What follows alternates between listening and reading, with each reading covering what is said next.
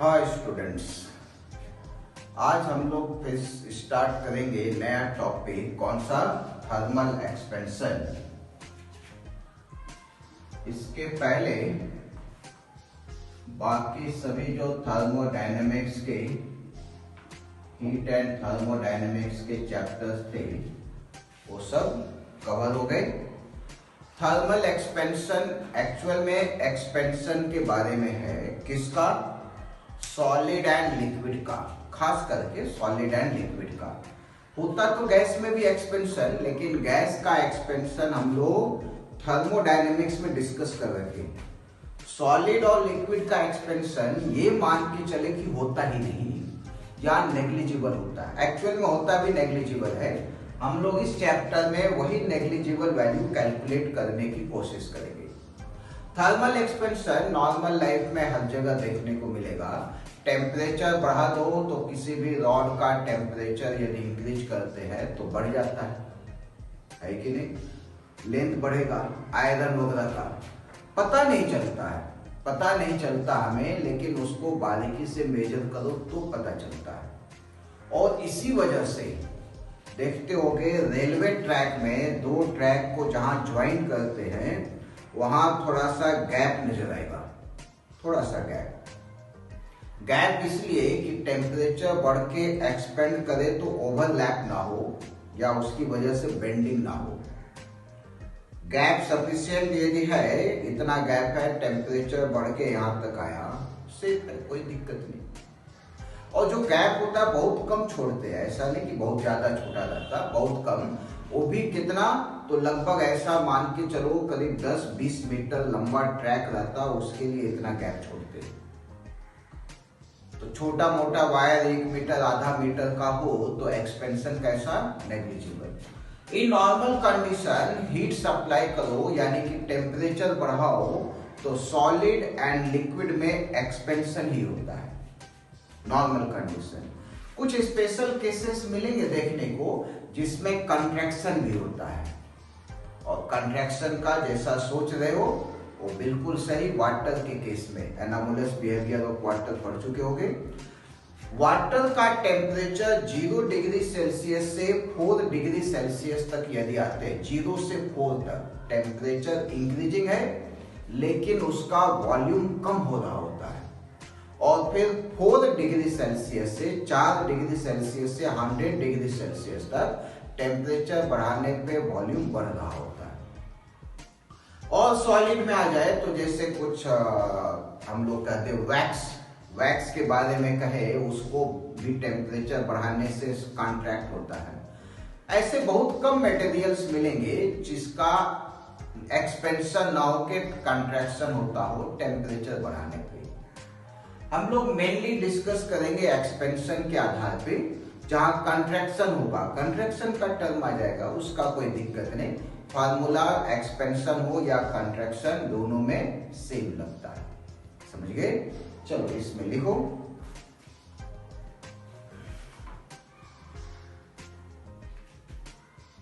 This chapter is for discussion in expansion of solid and liquid.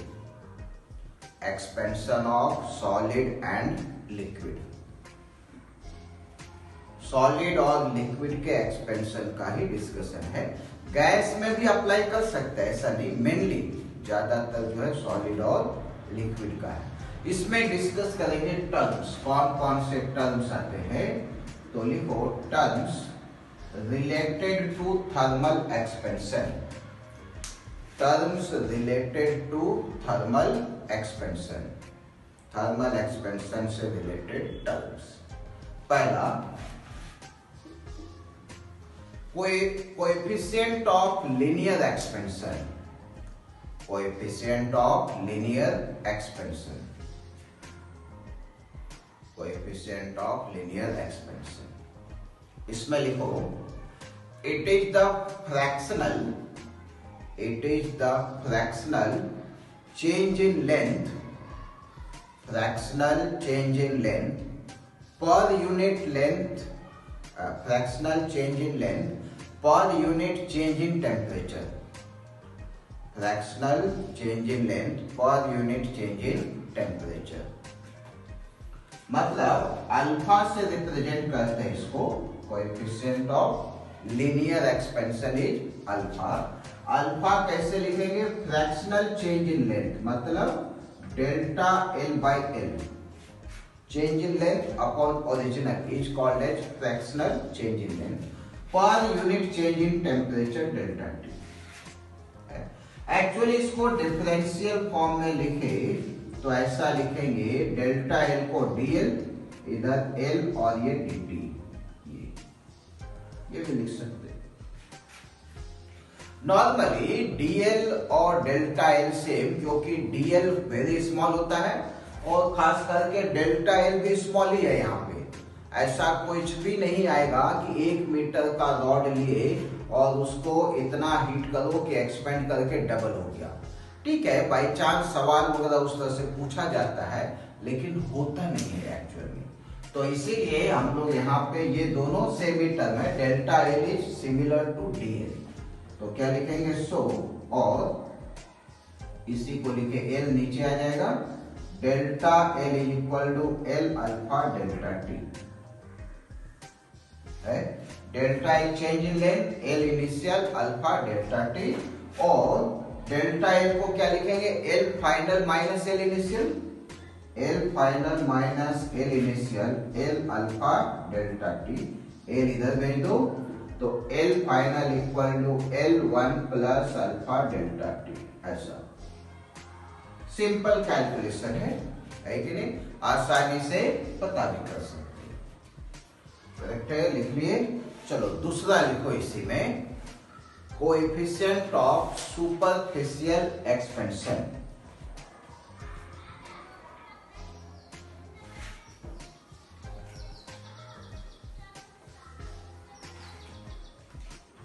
Coefficient of superficial expansion, superficial expansion, इसको represent करते हैं beta से, beta है। तो इसमें लिखो, it is fractional change in area, fractional change in area पर unit change in temperature, fractional change in area पर यूनिट चेंज इन टेम्परेचर। मतलब बीटा लिखे तो fractional change in area delta A by A upon delta T, ऐसा। या फिर differential form में लिखे तो 1 by A D A by D T है वैसे ही, सिर्फ नोटेशन बदला। पिछले बार जो लेंथ का डिस्कस किए वैसे ही, ए को नीचे ले लो, इधर भेज दो, और delta A equal to A beta delta T, and A final लिखना हो तो A 1 plus beta delta T. अभी लेंथ का लिखे ना, बस वैसे ही नोटेशन को सिर्फ चेंज करना है, ए के जगह एल करो, बीटा के जगह अल्फा के जगह बीटा, बदल के आ जाएगा, है कि नहीं? तो सब कैलकुलेशंस वगैरह मैथमेटिकल एक्सप्रेशन सिमिलर है, सिर्फ नोटेशन बदलना है एल से ए आने में, है। नेक्स्ट लिखो, coefficient of cubicle expansion, coefficient of cubicle expansion. इसमें लिखो, it is fractional change in volume, it is fractional change in volume पर यूनिट चेंज इन टेम्परेचर, पर यूनिट चेंज इन टेम्परेचर। सभी का डेफिनेशन सेम नेचर का है, बहुत आसानी से पता कर सकते। बीटा की जगह लिखो गामा, गामा से रिप्रेजेंट करते इसको, delta A fractional change in volume पर यूनिट चेंज इन टेम्परेचर, ऐसा। या फिर इसी के आधार पे लिखे तो 1/v dv/dt आएगा। नोटेशन देखोगे सेम है तो इसका भी कैलकुलेशन सेम ही रहेगा। तो क्या लिखेंगे हम लोग, delta v is equal to v gamma delta T और v final equal to v 1 plus gamma delta T. Difference पता करना हो, ये फाइनल पता करना हो। ये नॉर्मली कैलकुलेशन में डिफरेंस वाला ही ज्यादा यूज में आता है, क्योंकि अब जैसे कोई 10 मीटर है, पूछा जाए कितना फाइनल लेंथ हो जाएगा, तो एक्चुअल में बढ़ा 10 मीटर में 1 सेंटीमीटर, तो 10.01 पता करने में मुश्किल है, सिंपली 1 सेंटीमीटर पता करना आसान है। तो इसीलिए डिफरेंस वाला कैलकुलेशन ज्यादा कंफर्टेबल होता है। कैलकुलेशन तो किससे भी करो वही आंसर आने वाला है कि नहीं। कैसे आता है वो डिस्कस भी करेंगे।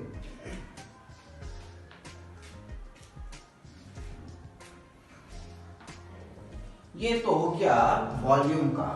हम लोग क्या है, डेंसिटी के बारे में भी फार्मूला बना सकते हैं। कैसे, तो देखो डेंसिटी इक्वल टू क्या होता, मास अपॉन वॉल्यूम होता।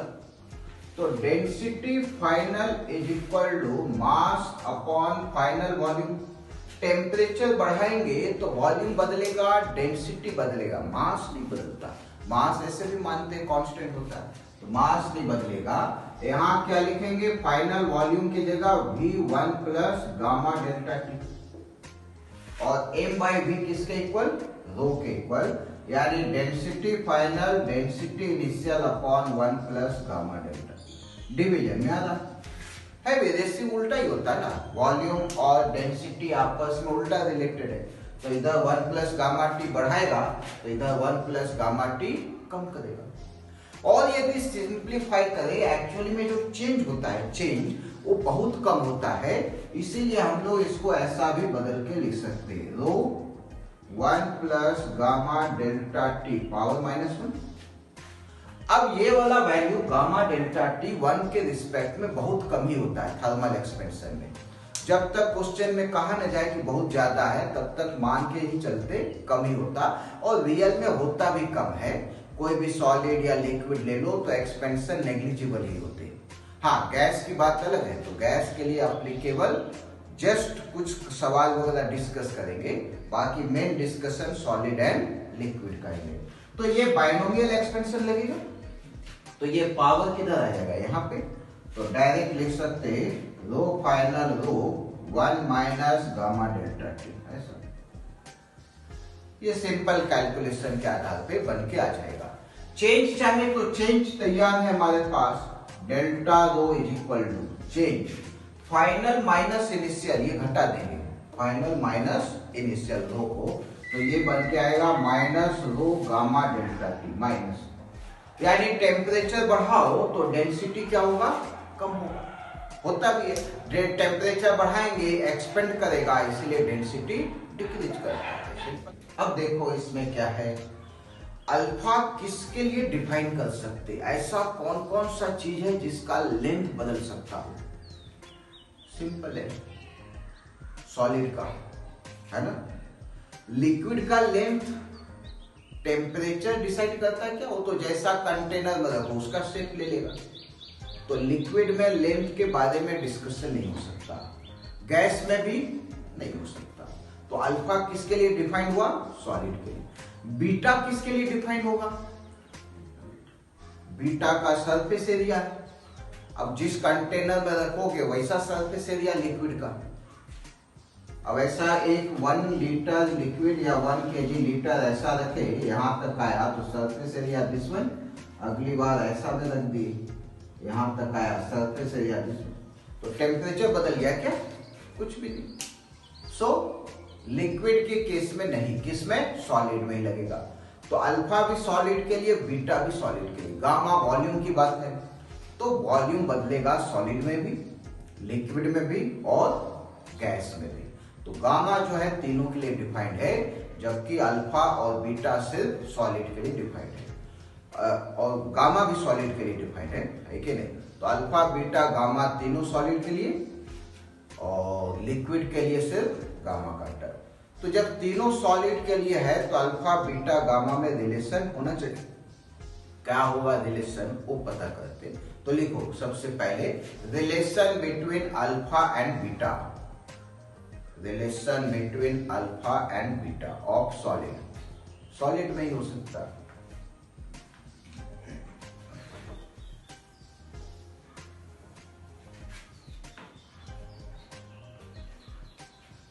देखो हमने कोई भी सरफेस ले लिया इस तरह से, एक साइड का लेंथ L1 और इधर का लेंथ L2, रेक्टेंगुलर प्लेट है और ये ऐसे मटेरियल से बना हुआ है, नॉन होमोजेनियस है, ऐसा कर सकते। इस साइड में एक्सपेंशन अलग तरीके से होता है और इस साइड में एक्सपेंशन अलग तरीके से होता है। जैसे क्रिस्टल्स वगैरह होते हैं, लेयर्स बने रहते हैं, मान लो उसी तरह का है। तो इधर का एक्सपेंशन अलग तरीके से, इधर का एक्सपेंशन अलग, एक का अल्फा 1 एक का अल्फा 2, ये ज्यादा कम कोई भी हो सकता। हमें पता करना इसका एरिया कैसा चेंज कर रहा होगा। तो एरिया का फॉर्मूला लिख लो, एरिया इक्वल टू क्या लिखेंगे, L1 इंटू L2, करेक्ट है।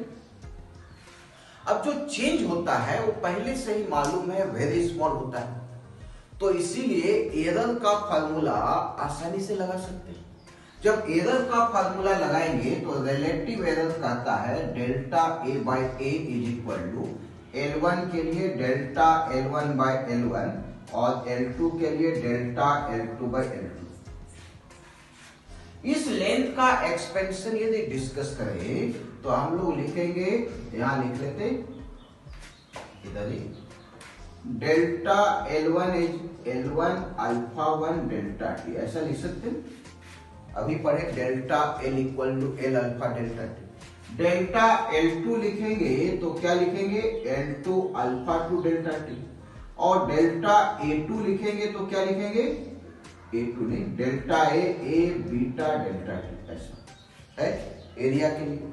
तो डेल्टा A बाई A किसके इक्वल होगा, बीटा डेल्टा T के।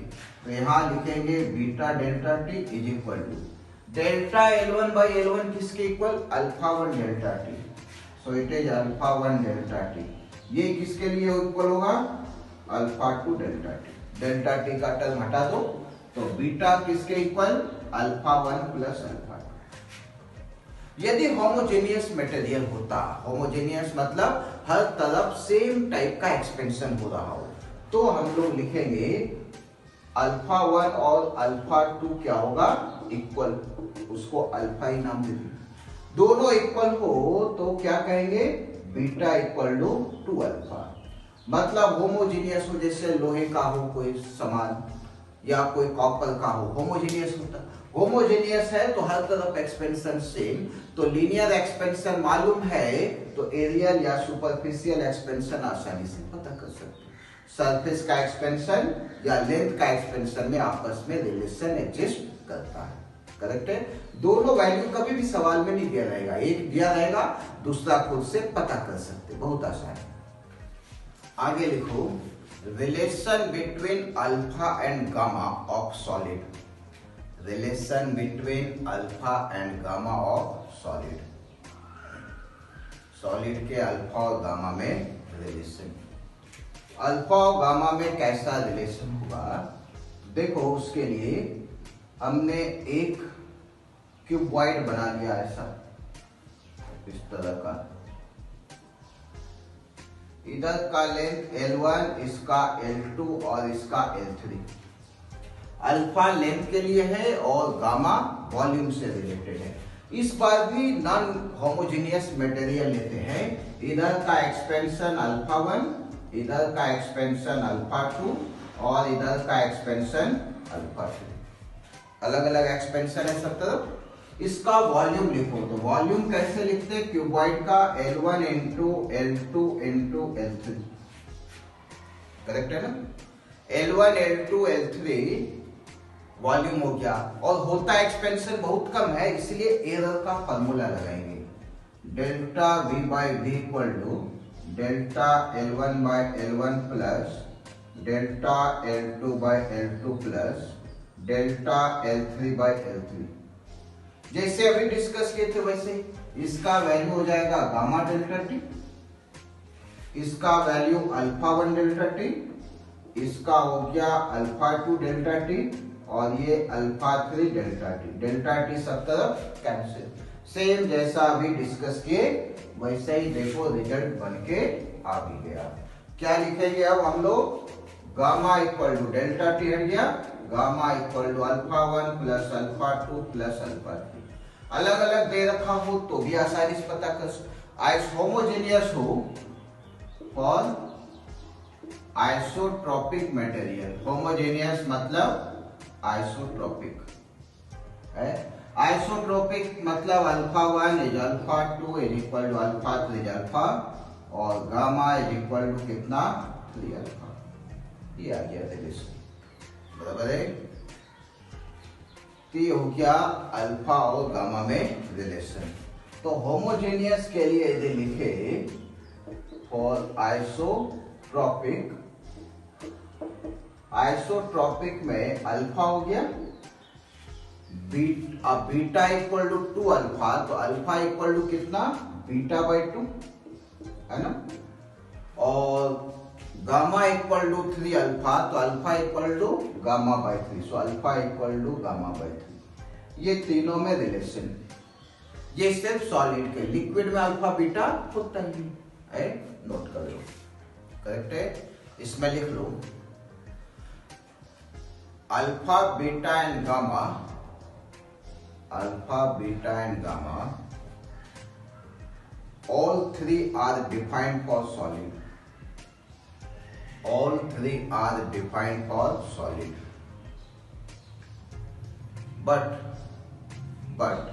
only gamma is defined for, but only gamma is defined for liquid and gas, only gamma is defined for liquid and gas।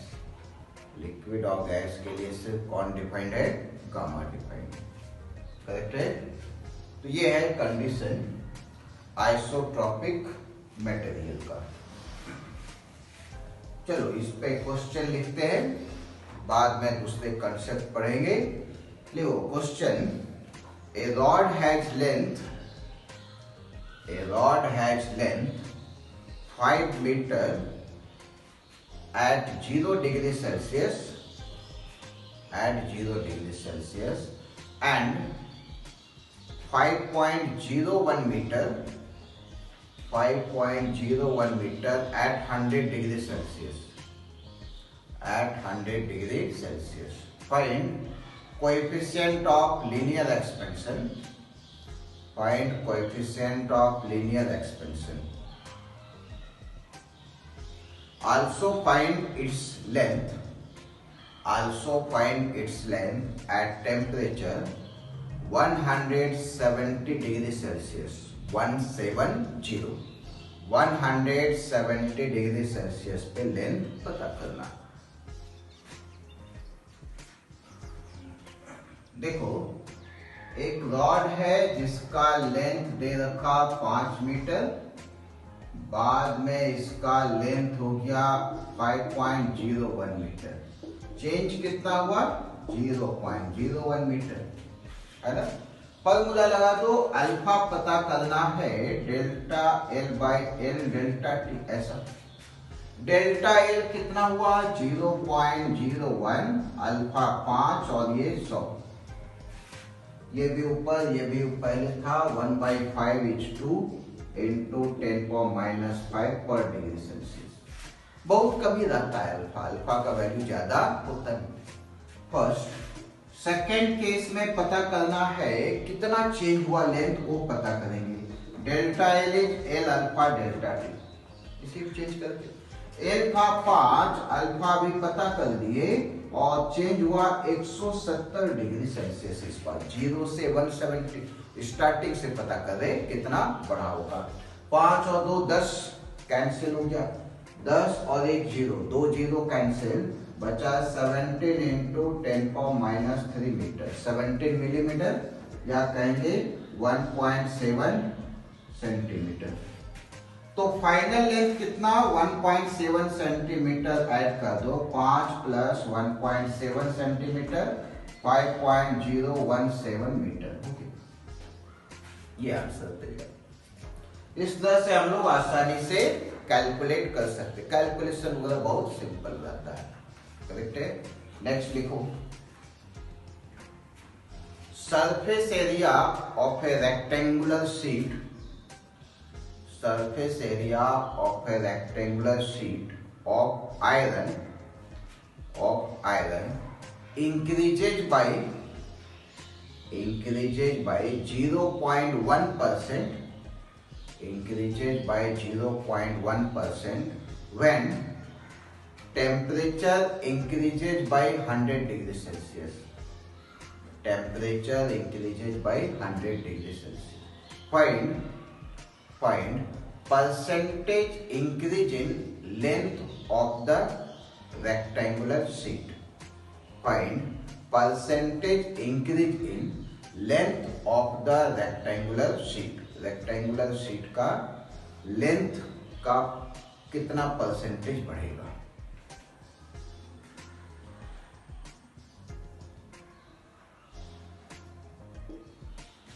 देखो, कोई भी rectangular sheet यदि है तो area का यदि और लेंथ के बारे में डिस्कस करें तो delta L/L is equal to alpha delta T, यही लिखते। और एरिया का लिखे तो क्या है, कैसा लिखेंगे, beta delta T. Simple. Iron का है तो एक ही मटेरियल से बना है तो होमोजेनियस हो गया, इसमें नॉन होमोजेनियस का सवाल ही नहीं, अल्फा 1 अल्फा 2 का कोई मतलब ही नहीं रहा। अब ये क्या हो गया, इसको 100 से मल्टीप्लाई कर दो तो परसेंटेज कहलाएगा, परसेंटेज चेंज इन लेंथ, ये परसेंटेज चेंज इन एरिया।